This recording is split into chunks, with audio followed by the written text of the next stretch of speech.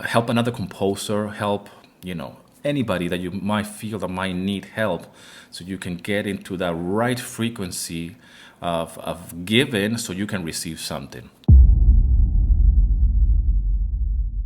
Hello, and thank you for tuning in. My name is Alejandro Carrizales from stockmusiclicensing.com. Now, today I want to talk to you about 3 things that you can start doing when sales slow down. Now, this is something that you cannot avoid. This is something that it will happen. And if you're just starting out doing stock music and have no sales, you can apply this as well in the very early stages of your stock music career. Now, the very first thing that you can do when sales slow down, and believe me, they will slow down, because like anything in any business or any kind of like sales business model, sales go up and go down regardless of what you do. So the number one thing that you can do is just join different libraries. This is something that took me some time to implement, but it's the best way to get out of that headspace, because usually when we are obsessed with sales, and once you're in the game, and I can tell you from my own experience, when I was just with Audio Jungle, I would just be refreshing the page on almost like to an addictive behavior, really. And it would just be refresh, and why the sales are not there, and I will have new music coming out, and still nothing is happening. The best thing to get out of that funk, if you will, is to just join other libraries and go non-exclusive. And what this will do is just take you out of that headspace of that obsessiveness of checking for sales, because you're not going to do anything by refreshing the page and checking sales that you are not making yet. And once you start joining other libraries, you will feel that there are more opportunities out there apart from just one library. In my case, it was Audio Jungle. And you can start putting your music in other libraries, and you can start seeing potential for sales there. And, as a rule, you will need to have your music in different places. So when sales go down in one, it compensates. The other library will compensate for that particular one. So that's number one. And these 3 tips, by the way, I'm just giving it to you so you can actually get out of that mental state of holding too hard to either one library or multiple libraries, and asking why this is not happening, why sales are not happening. So number one is that just go and join new libraries as fast as possible. I always do this. I still do this to this day. And I usually join multiple libraries in one go. And I find out that, yes, not all libraries are alive, and not all libraries are going to be giving you sales. But you can definitely, that's something that you can take action immediately and find success. And I will give you just a couple of them. For example, I joined Audio Micro and I joined Melody Loops at the same time. And Melody Loops is one that has been very successful for me. Very slow sales in terms of taking $4 or so. I've shared this before many times. But it has been a complete success for me. Audio Micro, on the other hand, and I joined them at the same time, is a completely dead website to me. I have probably 2 sales, but I don't keep uploading there. Another website that I joined afterwards was Dreamstime, and as well VFine Music. VFine Music has been quite fantastic as well for me. I had some sales, and I'm quite happy with it. Dreamstime, I had a few sales, nothing really big, but it just gets me out of that mental state of like just be obsessing with a couple of libraries or just with one, and go and refresh and see why I'm not getting any sales. So that's the very first thing, and that's just a couple of examples of what I do in order for me to get out of that funk, what I call the composer's funk, no sales, refreshing pages and checking out why this is not happening. The reality is that stock music is just, the business is very simple. You just make the music, you upload it, and you just leave it there, and then you go and move on. You repeat that process again and again and again. You can promote your music if you want to, but there's not much really you can do outside of that. The customers are there to look for the music, and hopefully they can come across yours and they like it, and hopefully you have done a good job in describing and tagging and all of the other things that come up with your music being found and being searchable and a service of somebody else that needs your music. Now, number 2, this is very simple as well, obviously, is to create more music. And by that I mean that instead of obsessing with actually checking your sales stats, of how you're going through a dry season of no sales, the best way to get out of that is to focus back on your work, on your music, and obviously upload this music track to other libraries and join new libraries. Because when we join a new library, and again, I go by my own experience, I feel refreshed. I feel like I can conquer this thing once more.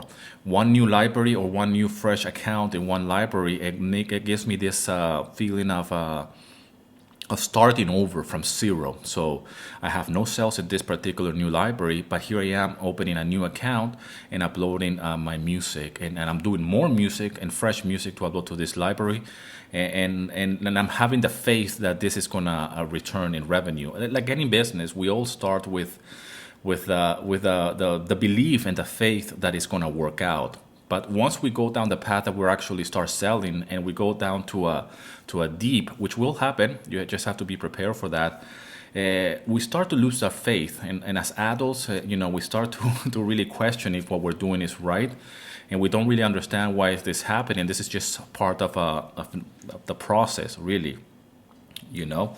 So it's important to do this things that I'm sharing here with you, is just to get out of your head and start doing something, and convert that, or transform that energy of doubt, and not having belief, or having a lack of faith in your own music and in the process, and turning that around and doing something positive. Now, number three, and this might sound a little bit crazy, but it does really work, is that, and this works like magic to me, is that you can help somebody else, okay? And this is really, really crucial, because you can help somebody else. I mean, maybe, and in my experience, the way this has worked is that I'm helping other composers get into selling their royalty-free music on sites. I'm helping other composers with their compositions. I'm doing a lot of tutorials, and if you have been following me, I've been doing lately courses and programs, because when people start asking me, do you have any courses, and I start getting messages and private emails about programs, I felt like I was letting them down, okay? And this is why I've been focusing a lot in the last few months to create my courses, and helping taking this a step further for those of you who are interested and being coached by me, And in what has happened as well, before I start creating the courses and helping people on the side with my YouTube channel and my free content, is that I'm taking that energy from being so self-centered with my own music and my own business and my own different accounts, focusing on the other person, on the other composer who wants to do what I'm doing. And there is this weird cosmic, I don't know, I don't want to sound too law of attraction kind of thing, but once you take the attention of yourself and you're helping that other person, magical things happen. And I can tell you from my own experience lately, that because I've been focusing so much on teaching and creating these programs, and I've been coaching a lot of students for the last few months, I have taken the focus out of my own business, which is compose stock music and upload them to all of my different accounts.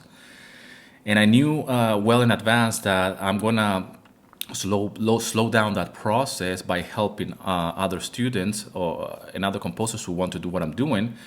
And I wonder if my income is gonna suffer because I'm not uploading as much as I'm used to, and feed the machine.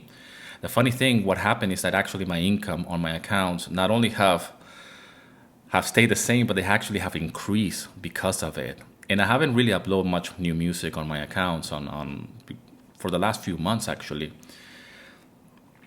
And this has been an eye-opener to me. And obviously, yes, I have a few X amount of number of tracks out there, and I can probably take the foot off the gas for a little bit and do other things on the side, like teaching and doing more free content on YouTube and taking care of my website. But it's not something that I have experimented with and say, like, I'm just going to go and chill out and see what happens with my stock music account, see if sales deep or not, or get worse.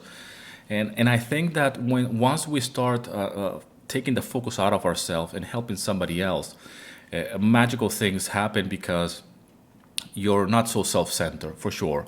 And you can do that in your own way. I'm not going to tell you to go and do what I'm doing, but you can help anybody. You can go and help your mother or your grandmother or your wife or whatever. Even this morning I actually went with my wife to give some stuff that we wanted to get rid of.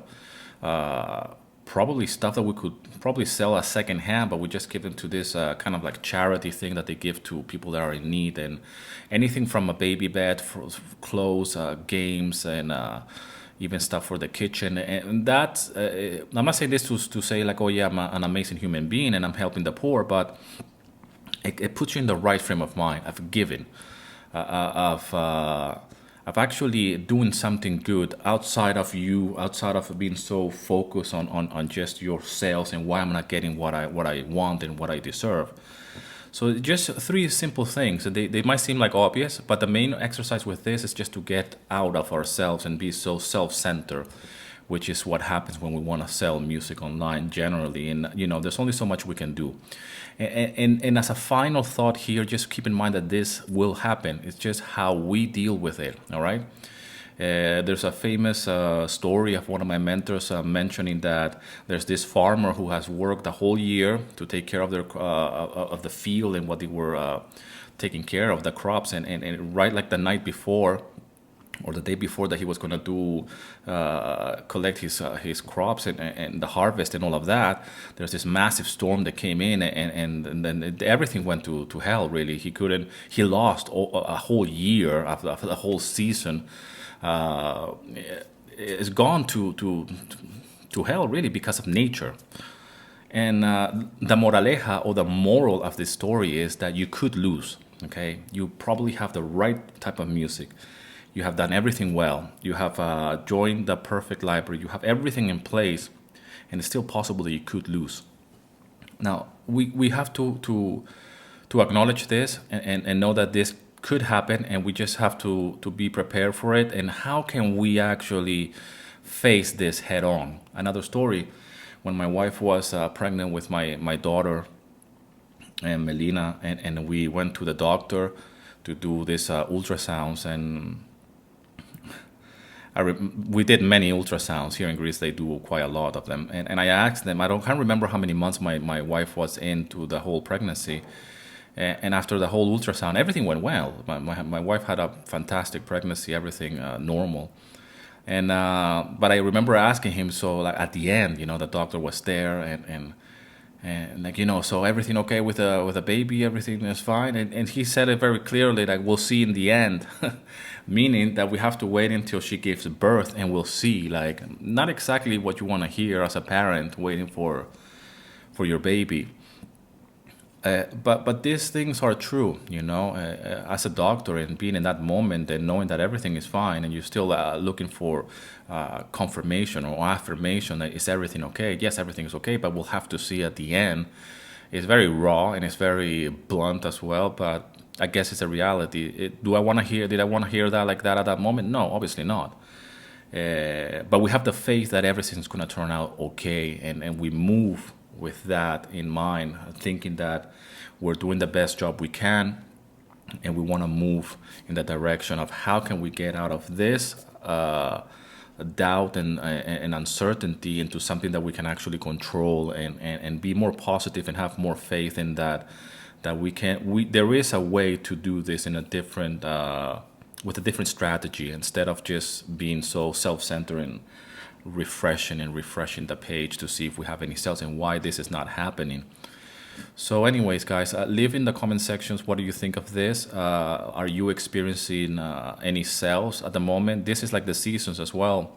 Business is like the seasons. There's a time for summer, and there's a time for winter.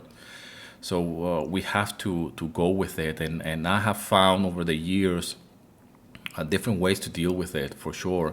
And you will see me talking a lot about the same things. Just create new music, join non-exclusive libraries, and try to help others. Another way that you can help others is by maybe providing your music for free. For example, Motion Elements does this. You can actually select some of your music and opted out for free. And this is just to create traffic not only to your actual account, but as well as a way of like, okay, I have made this amazing track. I have them on other libraries. They're up for sale, but in this particular account, I want to give it for free so I can offer something for somebody that might want it or might need it. And I have no problem in giving it away for free in this particular account. So Motion Elements is one of them who offer that, and you can probably do that, not out of desperation, like please take my music and hopefully you can buy something else, but in the act of giving. I have done that as well. So again, number one, join non-exclusive libraries so you can relive that process of starting over. That's what I feel every single time I start I join a new library and create a new account. I feel like I'm starting all over again, and go through the whole process of uploading and making my very first sale on that particular library. And I relive that every single time. So that's number one. Number two is to create even more music, more amazing music on a constant basis. And number three, help somebody else, all right? Anything. This could mean, like I said to you, just help your mother, help your grandmother, help another composer, help, anybody that you might feel that might need help, so you can get into that right frequency of giving so you can receive something. So anyways, thanks a lot for all the love and support. Thanks for watching the videos, for the comments, for all the private emails and messages. Leave in the comment sections what you think of this topic. And as always, rock and roll. Here's to your success.